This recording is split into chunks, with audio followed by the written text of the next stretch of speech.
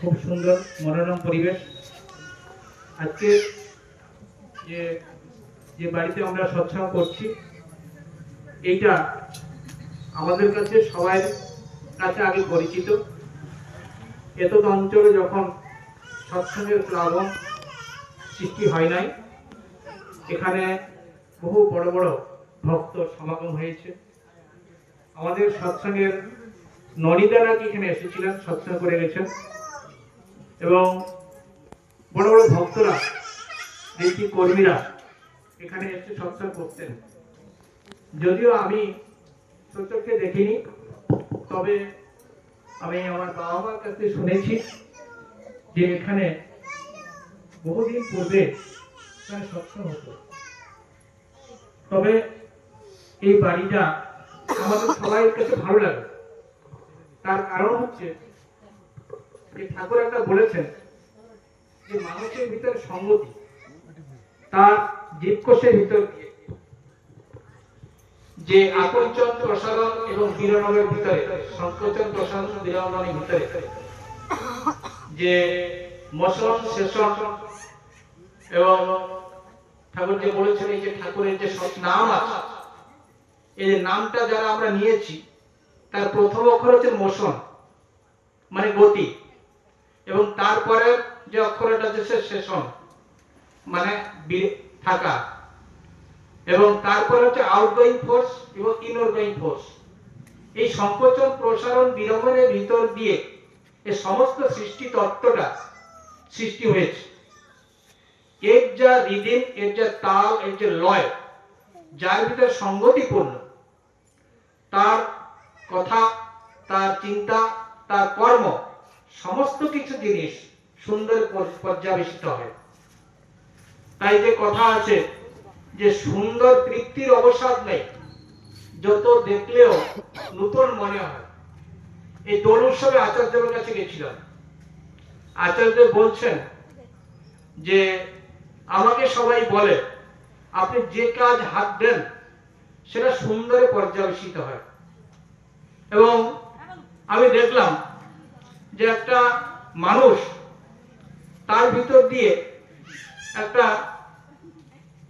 ধর্ম বা আদর্শ, এইগুলোকে তারাকে দেখলে তার কথাবার্তা, তার চালচলন, আচার আচরণ দিয়ে যেটা ঠিকই বেরোচ্ছে।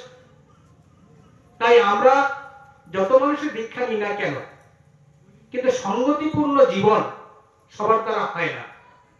আজ এই পৃথিবীটা অসঙ্গতিপূর্ণ হয়ে গেছে বলে আর যত প্রকার অশান্তি।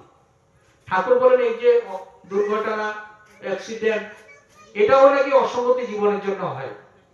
আমাদের জীবনের চলার পথে যে তালের যখন গ্যাপ হয়, ওই গ্যাপের ভিতর দিয়ে অ্যাক্সিডেন্টের সৃষ্টি হয়। তাই আমি যেখানে দাঁড়িয়ে কথা বলছি, অনেক সৎসঙ্গ করেছি, কিন্তু এই যে শৈলেন্দ্র যে টপিক রেখে গেছে, এই টপিকের উপরে আলোচনা করা অত্যন্ত কষ্টকর। এখানে ঠাকুরের নারীর নীতির শেষ বাণীতে একটা রয়েছে যে মানুষের যে এক্সিস্টেন্স, মানুষের যে অবস্থান, মানুষের যে অবজেক্ট, বস্তু, বা তার গ্রহণ করার যে ক্ষমতা বা বোধ, এইগুলোকে জাগ্রত করার জন্য আমরা তাদের বোধ এবং তার যে চিন্তা চেতনার ভিতর দিয়ে সে যেটা ভালো জিনিস সেটা গ্রহণ করছে, এবং যেটা তার জীবনের পক্ষে উপদায়ক সেটাকে সে গ্রহণ করছে, এবং যেটা তার মঙ্গল, সেই পথে চলতে চলতে দেখা যায় যে যেটা তার মঙ্গলের জন্য সে গ্রহণ করে করে চলেছে, সে বিষয় থেকে বিষান্তরে সে ছুটে চলেছে, এবং একদিন দেখা যাচ্ছে সেইটাই তার আর অমঙ্গল হয়ে দাঁড়াবে।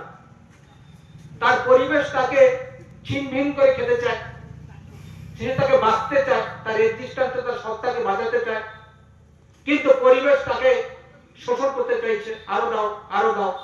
সে তখন পূরণ করতে পারছে না, তখন সে হতাশা হয়ে যাচ্ছে, সে তখন বিমর্ষ হয়ে যাচ্ছে, কি করবে জানতে পারছে না। এই জায়গাটাই দরকার ইষ্ট বা গুরু বা আদর্শ। তাই অনেক সময় দেখা যায় যারা হতাশা হয়ে, যারা বিষণ্ণ হয়ে যায়, ঠাকুর বাড়িতে চলে যান, আচার্যদেবের কাছে বসেন। আচার্যদেবের কাছে কিছু জিজ্ঞাসা করা হলে তিনি জিজ্ঞাসা করেন এবং তারপর আবার নতুন উদ্দীপনায় তারা চলে আসেন। এবং তার কাছে বসলে মানুষের জীবনে যত প্রকার ভুল ভ্রান্তি, তার সমস্যার সমাধান হয়ে যায়। এই দোল উৎসবের পরের দিন সকাল প্রার্থনায় আচার্যদেবের কাছে বসেছি। প্রার্থনার পরে এখন যে বই পুস্তকগুলো পড়া হয়, সেই বই পুস্তকগুলো সে আচার্যদেব তার আর কি বিশ্লেষণ করেন। তা প্রার্থনার পরে প্রায় আধা ঘন্টা 1 ঘন্টা সেখানে এই বই পুস্তকের বাণীর যে বিশ্লেষণ হয়। তো একটা কথা আসলো যে অন্যায়। তা আচার্য বুঝাচ্ছেন অন্যায়টা কি। তো বলছে অন্যায়ের বিপরীত হচ্ছে ন্যায়। তো অন্যায় হচ্ছে কি না, যখন আমরা সমতা হারিয়ে ফেলি, আমাদের ভিতরে একটা ডিস্টারবেন্স সৃষ্টি হয়, আমাদের একটা বিভ্রান্ত সৃষ্টি হয়। আর ন্যায়টা কি, যখন আমরা সমতায় আসি, তালে আসি। তাই আমাদের ভিতরে এই দোদুল্যমান অবস্থা আছে। সংসারের জীবনে আমরা চলতে চলতে আমরা খেই হারাই ফেলি। তখন আমাদের এই সমতায় আসার জন্য আবার সঙ্গ করতে হয়, আচার্য সঙ্গ করতে হয়, সৎসঙ্গ করতে হয়।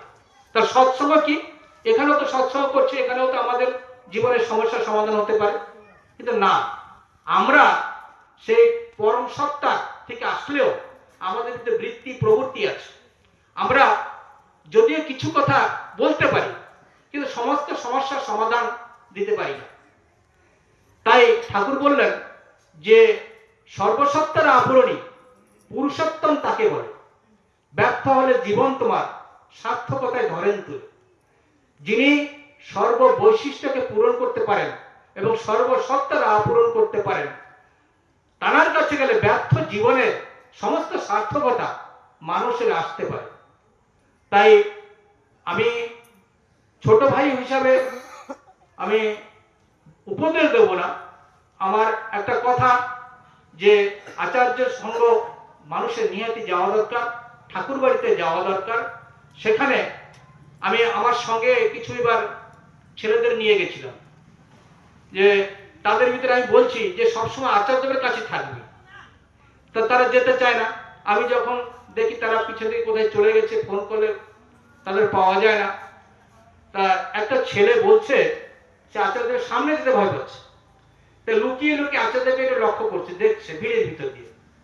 তা সে বলছে যে ওই ভিড়ের ভিতর দিয়ে আচার্যদেবের দৃষ্টি আমার উপরে পড়ে গেছে, আমার চোখের সঙ্গে তার চোখ মিশে গেছে। মিশে যাওয়ার পরে আমার হঠাৎ আমার ভিতরে তীর যেন আমার ভিতরে ঢুকে গেল। আমি 1 মিনিটের ভিতরে যেন আমার ভিতরে ঘর্মাক্ত অবস্থা, আমার ভিতরে একটা কেমন একটা হয়ে গেল।